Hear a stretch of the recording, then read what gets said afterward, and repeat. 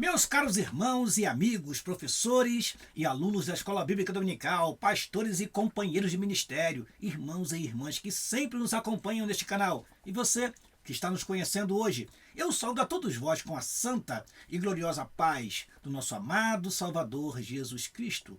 E nos aqui para darmos prosseguimento ao estudo do quarto trimestre de 2024, no qual estamos estudando sobre as promessas de Deus. Confie e viva as bênçãos do Senhor, porque fiel é o que prometeu. Nesta oportunidade, estudaremos a lição de número 5, que tem como título A Promessa de Salvação. Meus amados, já estudamos a lição de número 1, As Promessas de Deus. Já estudamos a lição de número 2, As Promessas de Deus para Israel. Já estudamos a lição de número 3, As Promessas de Deus para a Igreja. E também a lição de número 4, Promessa e Obediência. Estas lições estão disponíveis no nosso canal para você, meu caro professor e aluno que não assistiu, ou quem sabe você que já assistiu, deseje assistir novamente. Estas aulas estão disponíveis para você, meu caro professor e aluno da Escola Bíblica Dominical. Nesta oportunidade, portanto, falaremos sobre a salvação, a grande salvação que o Senhor providenciou para nós através do seu Filho Jesus Cristo. Antes de prosseguir, eu quero pedir a você que deixe aí o seu like, quero pedir a você que compartilhe esta aula com outros irmãos e irmãs e assim, quem sabe, alcancemos ainda mais inscritos para o nosso canal e a palavra de Deus também, ela possa ir um pouco mais longe do que tem ido através do seu compartilhamento. Você pode também pegar o link desta lição e mandar para um irmão ou irmã que está distante das escolas bíblicas dominicais. E quem sabe através deste vídeo você pode resgatar alunos que antes foram seus companheiros de classe, meu caro irmão e irmã que nos ouve neste momento. Antes de prosseguir, eu quero fazer uma breve oração ao nosso Deus, porque acreditamos que tudo no reino de Deus deve começar com oração. Oremos ao Senhor nosso Deus. Pai, em nome de Jesus te agradecemos a oportunidade que temos de mais uma vez através deste canal levar a teus filhos mais uma porção da tua palavra através da lição 5 da Escola Bíblica Dominical, Senhor, que nós temos aqui em nossas mãos, mas queremos agora, Senhor, compartilhar com teus filhos esse conhecimento e que teu Espírito possa nos dirigir naquilo que iremos falar e que teus servos possam receber, guardar, praticar e ensinar a tua palavra com fidelidade. Assim oramos e te agradecemos em nome de Jesus. Amém e amém. Vamos então, irmãos, à nossa aula. E sempre começamos a nossa aula com o nosso texto áureo. O nosso texto áureo se encontra no Evangelho segundo escreveu João, no capítulo 5, versículo 24. Diz assim a palavra do Senhor. Na verdade vos digo que quem ouve a minha palavra e crê naquele que me enviou tem a vida eterna e não entrará em condenação, mas passou da morte para a vida. Repetindo, na verdade vos digo que quem ouve a minha palavra e crê naquele que me enviou tem a vida eterna e não entrará em condenação, mas passou da morte para a vida. Evangelho do Senhor Jesus Cristo, conforme escreveu João, capítulo 5, versículo 24. Vamos à nossa verdade prática? A nossa verdade prática diz o seguinte: a promessa da vida eterna é a maior bênção divina para todo aquele que crê em Jesus Cristo. Repetindo, a promessa da vida eterna é a maior bênção divina para todo aquele que crê em Jesus Cristo. Vamos então a nossa leitura bíblica em classe, que se encontra no Evangelho segundo escreveu João, capítulo 3, versículo 14 a 21. Vamos, pois, a essa leitura. Diz assim a palavra do Senhor. E, como Moisés levantou a serpente no deserto, assim importa que o Filho do Homem seja levantado, para que todo aquele que nele crê não pereça, mas tenha a vida eterna. Porque Deus amou o mundo de tal maneira que deu o seu Filho unigênito, para que todo aquele que nele crê não pereça, mas tenha a vida eterna. Porque Deus enviou o seu Filho ao mundo, não para que condenasse o mundo, mas para que o mundo fosse salvo por ele. Quem crê nele não é condenado, mas quem não crê já está condenado, porquanto não crê no nome do unigênito Filho de Deus. E a condenação é esta: que a luz veio ao mundo, e os homens amaram mais as trevas do que a luz, porque as suas obras eram más. Porque todo aquele que faz o mal aborrece a luz, e não vem para a luz, para que as suas obras não sejam reprovadas. Mas quem pratica a verdade vem para a luz, a fim de que as suas obras sejam manifestas, porque são feitas em Deus. Vamos agora aos objetivos da lição. Primeiro objetivo: explicar biblicamente a promessa de salvação. Segundo objetivo: mostrar a natureza da promessa da salvação. Terceiro objetivo: refletir a respeito da importância da promessa de salvação e a perseverança nela. Repetindo: explicar biblicamente a promessa de salvação, mostrar a natureza da promessa da salvação e refletir a respeito da importância da promessa de salvação e a perseverança nela são os objetivos que nós pretendemos alcançar no primeiro, no segundo e no terceiro tópico desta lição. Meu caro professor e professora da Escola Bíblica Dominical, não deixe de alcançar tais objetivos. Não dê apenas uma parte da aula. Para que possamos alcançar todos os objetivos da lição, precisamos falar do primeiro, do segundo e do terceiro tópico. Há professores que não conseguem passar do primeiro tópico, outros não conseguem passar do segundo tópico, mas a aula precisa ser dada por inteira. Então, persiga esses objetivos e faça com que os seus alunos compreendam tais objetivos através dos tópicos da lição. Amém? Vamos prosseguir e vamos para a nossa introdução. Neste momento eu sempre lembro a você que tenha à sua mão uma canetinha, que tenha à sua mão a revista da Escola Bíblica Dominical e que tenha também bem próximo de você um exemplar da Palavra de Deus. Se você precisar, meu caro irmão, pause o vídeo e analise os versículos, leia, anote na sua revista aqueles versículos, aqueles textos que você considerar os mais importantes para que você possa ter foco e objetividade durante a sua exposição em classe. A nossa introdução diz assim: a salvação é um dos mais importantes temas das páginas da Bíblia, pois é a principal promessa de Deus para a humanidade. A doutrina bíblica da salvação leva-nos a conhecer quão grande é o amor de Deus para com o ser humano.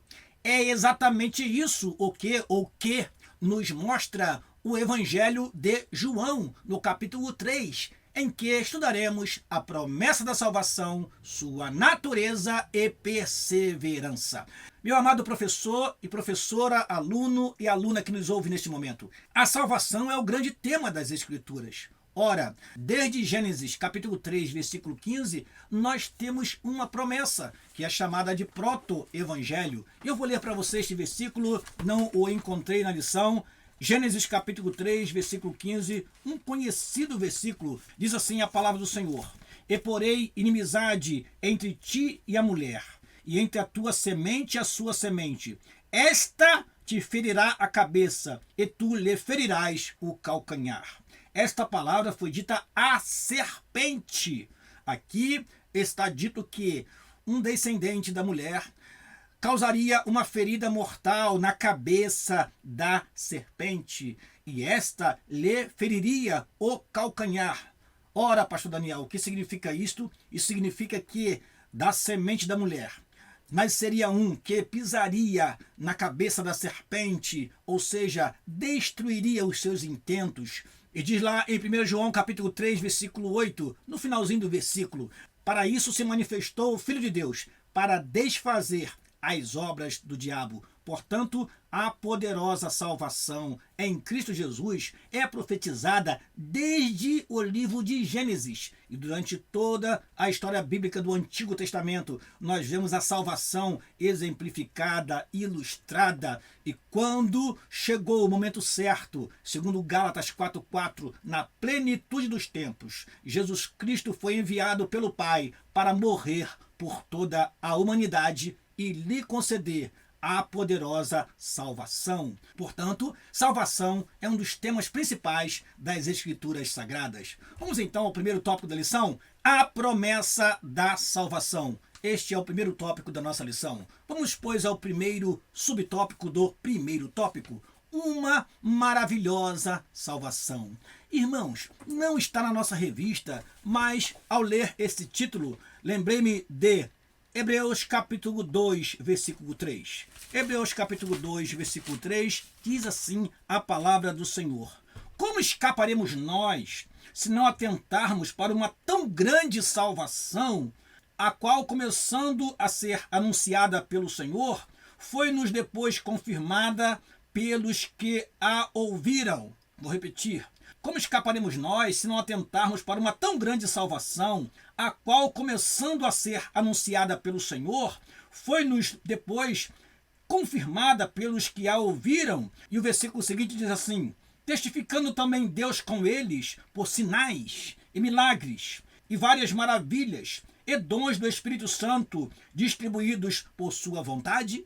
Como escaparemos nós se não atentarmos para esta preciosa, maravilhosa, grandiosa salvação que o Senhor nos concedeu?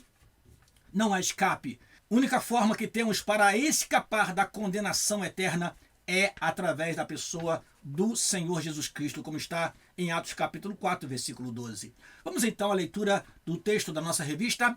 A leitura bíblica em classe nos lembra a passagem bíblica do Antigo Testamento, que está em Números capítulo 21, versículo 4 a 9, que trata de um ato simbólico em que a cura física seria uma realidade para quem olhasse para a serpente de bronze ou serpente de metal, como está em algumas Bíblias, no deserto, e teria a maldição removida da sua vida. Esse texto bíblico nos faz lembrar de Isaías capítulo 45, versículo 22. Não está na nossa revista. Isaías 45, 22. Olhai para mim e sereis salvos, vós, todos os termos da terra, porque eu sou Deus e não há outro. Naquele tempo eles olharam para a serpente de metal ou serpente de bronze e foram curados. Mas olhando para Jesus, como diz o escritor aos Hebreus, autor e consumador da fé, nós recebemos a poderosa salvação. É claro que o olhar aqui não é apenas um olhar momentâneo, mas se voltar para Ele, segui-lo, cumprir os seus mandamentos. Isso é se voltar para Deus e então receber a poderosa salvação em Cristo Jesus. Prosseguindo, semelhantemente, o sacrifício de Jesus na cruz do Calvário proporciona redenção para a alma carente de salvação. Dessa forma, o amor de Deus é revelado nas Escrituras de uma maneira que não se pode mensurar, ao ponto de entregar o seu único filho para salvar aquele que crê. Essa preciosa promessa traz duas realidades. Qual é a primeira? A de que quem crê não será condenado. E a segunda? A de que quem não crê já está condenado. Logo, a salvação é um maravilhoso presente de Deus para todos os que creem em seu Filho, na pessoa do Senhor Jesus Cristo. Então, quem crê não será condenado, mas quem não crê já está condenado. Então, a salvação é oferecida e nós precisamos, como Igreja do Senhor, oferecer a salvação, pregar o evangelho de salvação. Isso nos faz lembrar um outro texto sagrado que está lá em Romanos, no capítulo de número 10, diz assim a palavra do Senhor. Romanos capítulo 10, a partir do versículo 13, diz assim: porque todo aquele que invocar o nome do Senhor será salvo. Mas como, pois, invocarão aquele em quem não creram? E como crerão naquele de quem não ouviram? E como ouvirão se não há quem pregue? E como pregarão se não forem enviados? Como está escrito: quão formosos os pés dos que anunciam a paz, dos que anunciam coisas boas. Portanto, nossa responsabilidade como Igreja do Senhor é pregar o Evangelho, é falar de Cristo, para que a promessa de salvação seja conhecida de todos e possam então decidir crer no Senhor Jesus Cristo e ser salvo, ou não crer, e então estará sobre ele a condenação. Prosseguindo, Segundo subtópico do primeiro tópico, a obra de salvação. O Evangelho de João nos mostra que a obra da salvação é uma providência de Deus para salvar o ser humano de uma condenação eterna. Amados, aqui o nosso comentarista ele tomou o texto de João como o texto base da sua argumentação. É claro que a salvação está anunciada, exemplificada, tipificada em toda a Bíblia. Mas o Evangelho de João, ele é o evangelho que nós mais utilizamos quando vamos pregar o evangelho para aquela pessoa que ainda não conhece a respeito do Senhor Jesus Cristo. Isso porque o Evangelho de João foi escrito com este propósito. Alguns podem dizer, mas por que João traz tantos ensinamentos a respeito de como evangelizar, a respeito de como falar com as pessoas, como aconteceu em João no capítulo 3 e João no capítulo 4. Em João 3, Jesus fala com Nicodemos. Em João 4, Jesus fala com uma mulher que tivera 5 maridos e o que ela tinha agora não era seu. Então veja como é interessante o Evangelho de João. Ele apresenta com muita clareza a mensagem de salvação. Por quê? Porque João escreveu para a igreja com esse objetivo. Diz assim, João capítulo 20, versículo 30 e 31. Jesus, pois, operou também, em presença de seus discípulos, muitos outros sinais, que não estão escritos neste livro. Agora veja o que está em João capítulo 20, versículo 31. Estes, porém, foram escritos para que creais que Jesus é o Cristo, o Filho de Deus, e para que, crendo, tenhais vida em seu nome. Então o Evangelho de João foi escrito com este propósito de apresentar a pessoa do Senhor Jesus Cristo para que as pessoas crescem nele e tivessem a vida eterna. Reiniciando a leitura, o Evangelho de João nos mostra que a obra de salvação é uma providência de Deus para salvar o ser humano de uma condenação eterna. No sentido geral, a palavra salvação, que vem do grego soteria, traz um sentido de livramento de perigo, de ameaça, saúde, livramento da prisão, livramento do dilúvio. Dessa maneira, a salvação propriamente dita tem a ver com os que recebem a Cristo Jesus como seu suficiente Salvador. Quando isso acontece, somos imediatamente libertos da escravidão, do poder do pecado e da condenação eterna. Nós destacamos Atos 4,12, que diz o seguinte: e em nenhum outro há salvação, porque também debaixo do céu nenhum outro nome há dado entre os homens, pelo qual devamos ser salvos. Salvação somente na pessoa do Senhor Jesus Cristo. Prosseguindo, terceiro subtópico do primeiro tópico, o Salvador.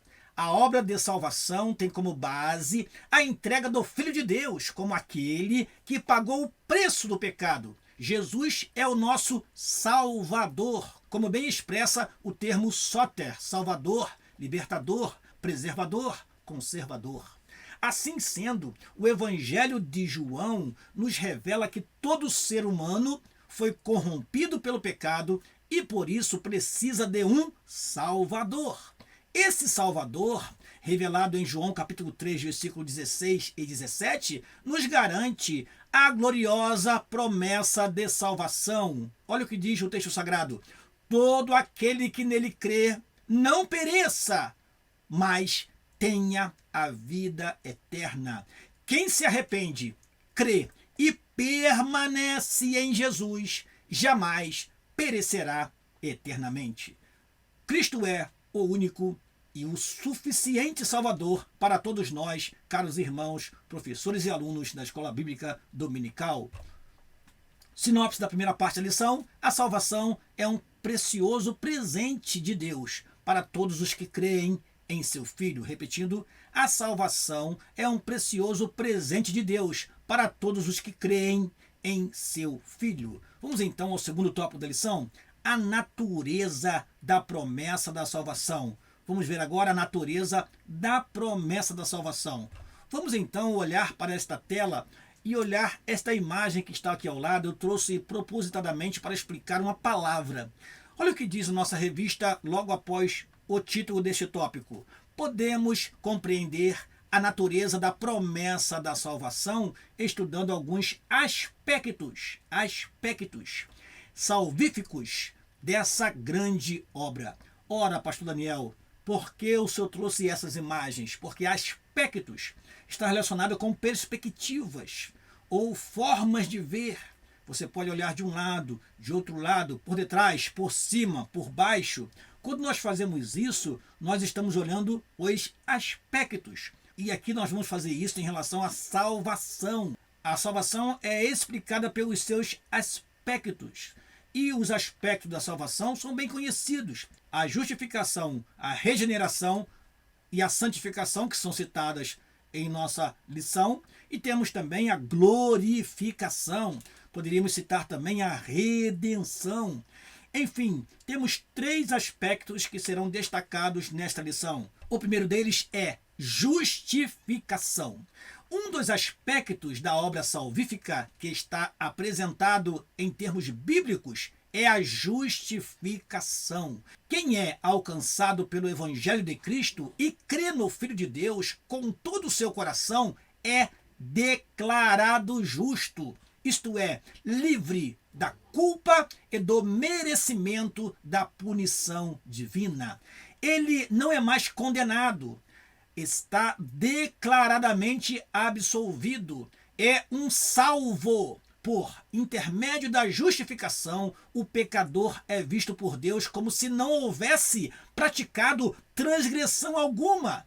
Dessa forma, fomos justificados e por isso temos plena paz com Deus por intermédio do nosso Senhor e Salvador Jesus Cristo. É o que está escrito na carta aos Romanos, no capítulo 5, versículo 1, que diz assim: sendo, pois, justificados pela fé, temos paz com Deus por nosso Senhor Jesus Cristo. Portanto, fomos justificados pela fé em Cristo Jesus. E isso não foi porque nós melhoramos um pouquinho a nossa vida, isso não foi porque nós deixamos isso ou aquilo, não.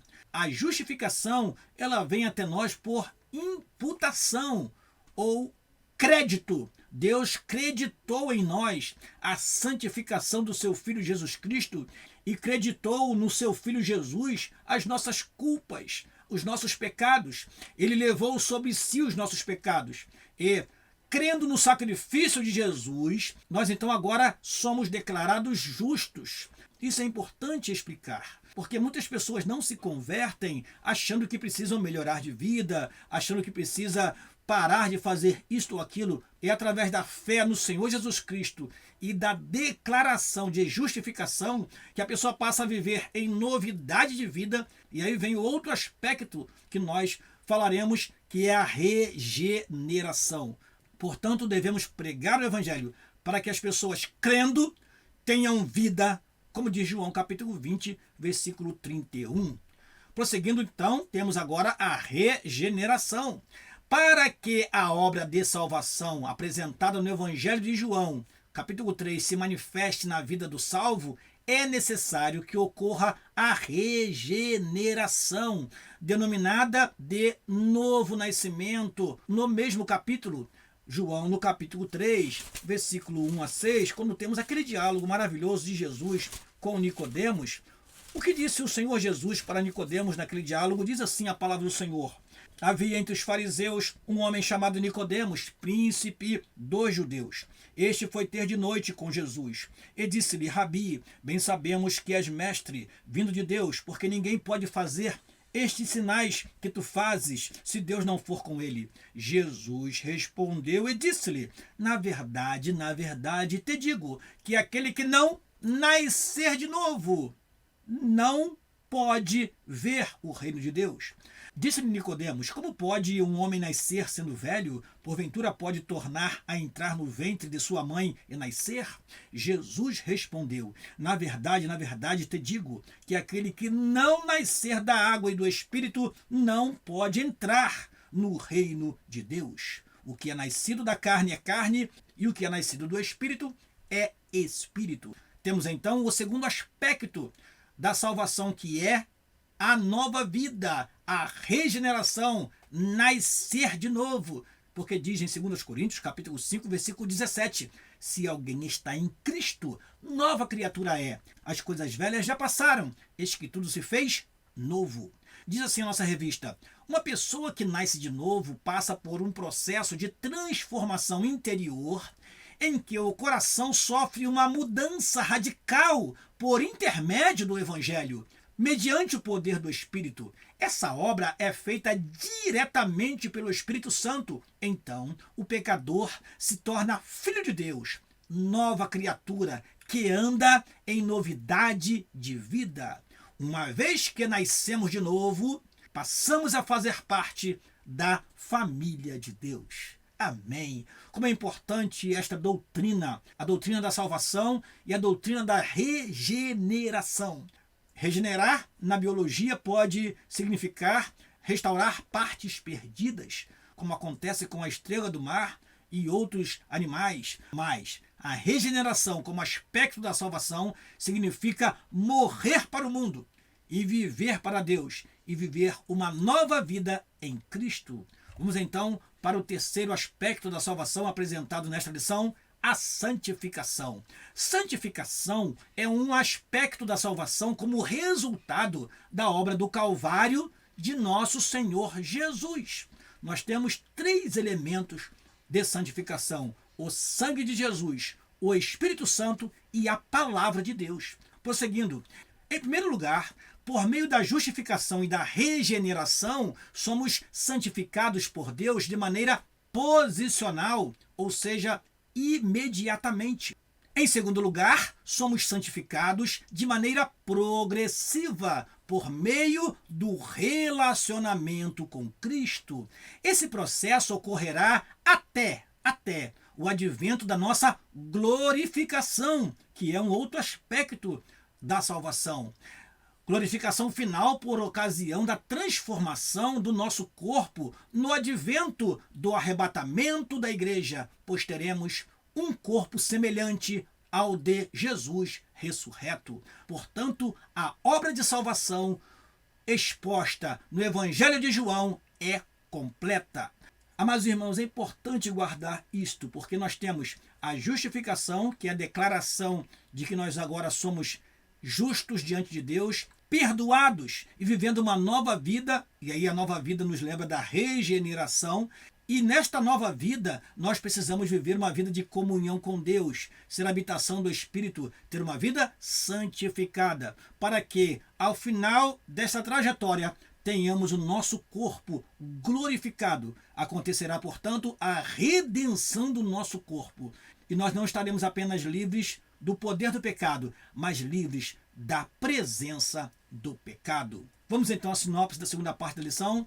Podemos compreender a natureza da promessa de salvação estudando alguns aspectos salvíficos dessa grande obra: justificação, regeneração e glorificação. Repetindo, podemos compreender a natureza da promessa de salvação estudando alguns aspectos salvíficos dessa grande obra: justificação, regeneração e santificação. Vamos então ao último tópico da lição: promessa e perseverança na salvação. Promessa e perseverança na salvação é o que aprenderemos agora neste último tópico dessa lição. Primeiro subtópico do último tópico: a base da promessa de salvação é Cristo. João 3 mostra com clareza que o nosso Senhor é o centro da promessa de nossa salvação. Deus escolheu um povo dentre pessoas pecadoras que se arrependeram e creram em Jesus Cristo como Senhor e Salvador. Logo, a Igreja de Cristo, o povo de Deus, é constituída de pessoas unidas ao Senhor Jesus. Assim, fazemos parte do corpo de Cristo, e isso só é possível por causa da obra consumada no Calvário. Esse texto de Efésios capítulo 1, versículo 7, vale a pena ser lido. Diz assim, Efésios capítulo 1, versículo 7, em quem temos a redenção pelo seu sangue, a remissão das ofensas, segundo as riquezas da sua graça, na carta aos Efésios temos as riquezas da sua graça, as riquezas da sua glória e as riquezas incompreensíveis. Portanto, fazemos parte agora da família de Deus, porque o Senhor Jesus Cristo pagou o preço da nossa salvação e agora nós somos redimidos, nós fomos resgatados, nós fomos comprados com o precioso sangue do Senhor Jesus Cristo. Segundo o subtópico do terceiro e último tópico, a apostasia individual. Nas Escrituras também encontramos uma grande advertência concernente à promessa da salvação. A Bíblia nos mostra que a salvação não é incondicional, pois as pessoas podem resisti-la. E também mostra que os que a receberam, aquelas pessoas que experimentaram o amor e o perdão de Deus, podem romper esse relacionamento, rejeitando por completo os ensinos fundamentais revelados na palavra de Deus. Isso se chama apostasia doutrinária, deixar de crer. E alguns até blasfemam da palavra do Senhor após ter sido perdoado, após ter sido redimido pelo Senhor Jesus. Prosseguindo, bem como tornando-se novamente escravos da prática do pecado. O que é isto? Apostasia moral. A isso denominamos apostasia, que implica uma rebelião contra Deus, abandono proposital da fé que uma vez nos foi entregue. Há diversos registros bíblicos que confirmam essa possibilidade. Meu amado irmão e irmã, desde o Antigo Testamento está profetizado que a responsabilidade é pessoal. Cada um deve cuidar da sua salvação, zelar pela salvação que recebeu em Cristo Jesus, o Senhor. Alguns defendem que, uma vez salvo, salvo para sempre. Mas não é isso que nós vemos na Bíblia Sagrada. Nós temos vários se condicionais na palavra do Senhor. Portanto, é preciso ter cuidado com a nossa salvação, porque predestinada é a igreja e nós precisamos fazer parte da igreja para estarmos entre os predestinados. Nós não temos um carimbo de salvo ou condenado em nós e aconteça o que acontecer, Deus vai nos salvar ou Deus não vai nos salvar porque nós já nascemos para a maldição. Não. Precisamos pregar o Evangelho e dar às pessoas a oportunidade de salvação. Veja que nas Escrituras Sagradas nós vemos as pessoas no primeiro sermão de Pedro dizendo: que faremos, varões e irmãos? Pedro poderia dizer para eles: não precisa fazer nada, porque vocês são predestinados. Não. É preciso se arrepender, se converter e viver uma vida de temor diante do Senhor, para ter direito às bênçãos da salvação. Prosseguindo, a promessa e a segurança da salvação, o último item do último tópico. A promessa de salvação também nos traz uma consoladora certeza, aquela mesma que o apóstolo Paulo escreveu: mas de ambos os lados estou em aperto, tendo desejo de partir e estar com Cristo, porque isto é ainda muito melhor. Veja que Paulo, meus amados irmãos, ele tinha tanta convicção da sua salvação, tanta segurança de que éramos salvos em Jesus Cristo, que ele não titubeou ao falar a respeito da sua convicção. Ele disse: eu tenho certeza que partindo daqui estarei com o Senhor. Mas naquele momento Paulo achou melhor ficar com os irmãos, porque ele considerou que a sua obra ainda não havia terminado. Olha o que diz Filipenses capítulo 1, versículo 23, 24, 25 e 26. Diz assim a palavra do Senhor: mas em ambos os lados estou em aperto, tendo desejo de partir e estar com Cristo, porque isto é ainda muito melhor. Mas julgo mais necessário, por amor de vós, ficar na carne. E tendo esta confiança, sei que ficarei e permanecerei com todos vós, para proveito vosso e gozo da fé, para que a vossa glória abunde por mim em Cristo Jesus, pela minha nova ida a vós. Que convicção maravilhosa! Paulo depois vai dizer no final da sua vida: combati o bom combate, acabei a carreira e guardei a fé. Isso é segurança da salvação. O ensino bíblico do Novo Testamento afirma que, ao passar pela morte, o salvo já está imediatamente com Cristo. Assim, os que creem em Cristo se submetem a Ele como o seu Senhor e, mediante um relacionamento pessoal com Cristo, estão definitivamente seguros para a vida eterna. Vamos ler o que diz 1 João, no capítulo 5, versículo 13. Diz assim a palavra do Senhor. 1 João, capítulo 5, versículo 13 diz: Estas coisas vos escrevi, para que saibais que tendes a vida eterna e para que creais no nome do Filho de Deus. Veja que é bem parecido com o texto que está no Evangelho de João, capítulo 20, versículo 31. Aqui João diz: eu estou escrevendo estas coisas para que vocês tenham a convicção, a certeza que vocês têm a vida eterna. É o que diz o nosso textual de João, capítulo 5, versículo 24. Na verdade vos digo que quem ouve a minha palavra e crê naquele que me enviou, tem a vida eterna e não entrará em condenação, mas passou da morte para a vida.